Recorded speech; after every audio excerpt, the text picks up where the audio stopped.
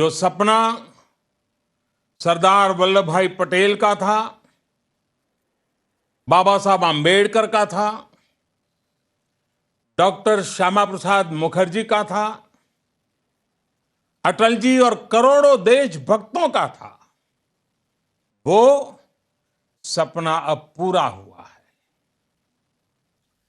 जम्मू कश्मीर और लद्दाख में एक नए युग की शुरुआत हुई।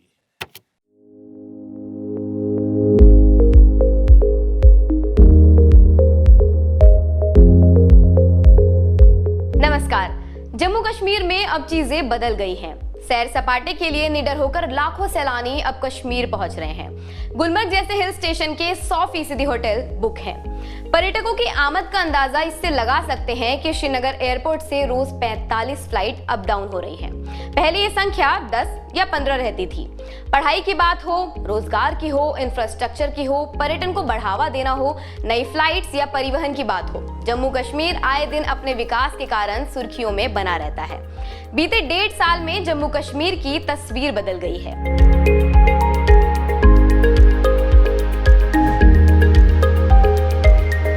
कश्मीर को पृथ्वी का स्वर्ग कहा जाता है। ऊंचे पहाड़, बर्फ, सुंदर नदियों के साथ व्यू, ये छुट्टियों के लिए एक आइडियल प्लेस है। जम्मू कश्मीर में पर्यटन को बढ़ावा देने और भारत के पर्यटन मानचित्र पर फिर से लाने के उद्देश्य से कई पहल की गई हैं। 25 मार्च 2021 से एशिया के सबसे बड़े ट्यूलिप गार्डन को जनता के लिए खोला गया और इसके साथ इस क्षेत्र में नए टूरिस्ट सीजन की शुरुआत की। ट्यूलिप गार्डन, जिसे पहले सिराज बाग के नाम से जाना जाता था, बर्फ से ढके जबरवान पर्वत की तलहटी में स्थित है। इससे प्रसिद्ध डल झील दिखाई देती है। गार्डन में 64 से अधिक किस्मों के 15 लाख ट्यूलिप फूल खिले हैं। कहते हैं कश्मीर में जैसे ही श्रीनगर के पुराने शहर में नगीन झील के किनारे बादामवारी बाग में बादाम के पेड़ों पर फूल खिलने शुरू होते हैं और उन पर तितली, मधुमक्खी बैठनी शुरू हो जाए तो मान जाइए वहां पर बहार ने दस्तक दे दी है। इस बाग को 21 मार्च को लोगों के लिए खोला गया। 3 दशक में पहली बार कश्मीर के सभी 10 जिले पर्यटकों के लिए खोले जा रहे हैं। पहले सैलानी श्रीनगर, बड़गाम, बारामूला और अनंतनाग ही जा पाते थे। कुपवाड़ा का तंगधार, बंगस, बांदीपोरा का गुरेज, पुलवामा का शिकारगढ़ जैसे पर्यटन स्थल सैलानियों का स्वागत करने के लिए तैयार हैं। इंफ्रास्ट्रक्चर की बात करें तो स्मार्ट सिटी प्रोजेक्ट के तहत श्रीनगर के 20 धार्मिक स्थलों को रेनोवेट किया जा रहा है। इसका टारगेट जुलाई 2021 रखा गया है। इसके अलावा ग्रीष्मकालीन राजधानी श्रीनगर के डाउनटाउन क्षेत्र के महत्वपूर्ण बाजारों को आधुनिक तकनीक के साथ शहर के पूरे इंफ्रास्ट्रक्चर को फिर से डिजाइन किया जाएगा। रात्रिकालीन विमान सेवा यानी फर्स्ट नाइट फ्लाइट सर्विस 18 मार्च 2021 को श्रीनगर हवाई अड्डे से परिचालन शुरू किया गया। इसे एक नए युग की सुबह कहा जा रहा है।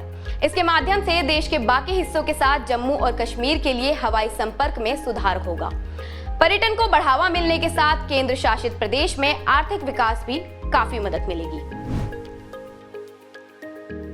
जम्मू कश्मीर में खेलों को बढ़ावा देने के लिए हाल ही में उत्तर कश्मीर के गुलमर्ग में खेलो इंडिया के दूसरे संस्करण जैसे कार्यक्रम आयोजित किए गए थे, जो मार्च के आखिर में समाप्त हुए। पीएम मोदी ने इस पर कहा कि गुलमर्ग के इन खेलों से पता चलता है कि जम्मू और कश्मीर शांति और विकास की नई ऊंचाइयों तक पहुंचने के लिए उत्सुक है और ये खेल एक भारत श्रेष्ठ भारत के उद्देश्य को मजबूत करेंगे। देश के अलग अलग हिस्सों से आए आप सभी खिलाड़ी एक भारत श्रेष्ठ भारत इस भावना को भी मजबूत कर रहे हैं। गुलमर्ग में हो रहे ये खेल दिखाते हैं कि जम्मू कश्मीर शांति और विकास की नई बुलंदियां छूने के लिए कितना तत्पर है। ये विंटर गेम्स जम्मू कश्मीर में एक नया स्पोर्टिंग इकोसिस्टम विकसित करने में मदद करेंगे। कहते हैं युवा किसी भी देश का भविष्य होता है। आज जम्मू कश्मीर के जिन युवाओं के हाथों में पत्थर होते थे, आज उनके हाथों में कलम और नौकरियां हैं। जम्मू कश्मीर के छात्रों के लिए स्पेशल स्कॉलरशिप प्रोग्राम शुरू किया गया है। इसके तहत जनरल डिग्री के लिए हर साल 30,000 रुपये तक, व्यावसायिक डिग्री के लिए इसमें प्रति वर्ष 1,25,000 रुपये तक और मेडिकल BDS डिग्री के लिए हर साल 3 लाख रुपये तक के शैक्षणिक शुल्क की वित्तीय सहायता प्रदान की जाती है। इसके साथ छात्रावास शुल्क के लिए 1 लाख रुपये प्रति वर्ष 10 बराबर किश्तों की वित्तीय सहायता प्रदान की जाती है।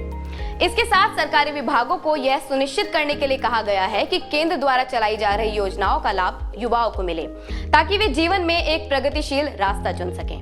ग्रामीण विकास मंत्रालय ने जम्मू कश्मीर राज्य में हिमायत नामक योजना शुरू की है। इस योजना के तहत जम्मू कश्मीर राज्य के बेरोजगार युवाओं को प्रशिक्षण सह नियुक्ति प्रदान की जाती है। कार्यक्रम के तहत 3 महीने की अवधि का प्रशिक्षण प्रदान किया जाता है। ये युवा अपनी पसंद का पाठ्यक्रम चुनकर नौकरियां प्राप्त करते हैं। एक समय वो भी था जब भर्ती एजेंसियां जम्मू कश्मीर में लगभग अयोग्य हो गई थी। आज वही एजेंसियां बेरोजगार शिक्षित युवाओं के लिए विज्ञापित पदों और उन्हें नियुक्त करने की प्रक्रिया में तेजी लाने के लिए आगे आ रही हैं। ये समय जम्मू कश्मीर के युवाओं का समय है। ये समय जम्मू कश्मीर में महिलाओं, दलितों को मिले अधिकारों का समय है। ये जम्मू कश्मीर में शरणार्थियों के गरिमापूर्ण जीवन का समय है और ये समय जम्मू कश्मीर में विकास का एक नया युग गढ़ने का समय है। आज की इस वीडियो में बस इतना ही। धन्यवाद।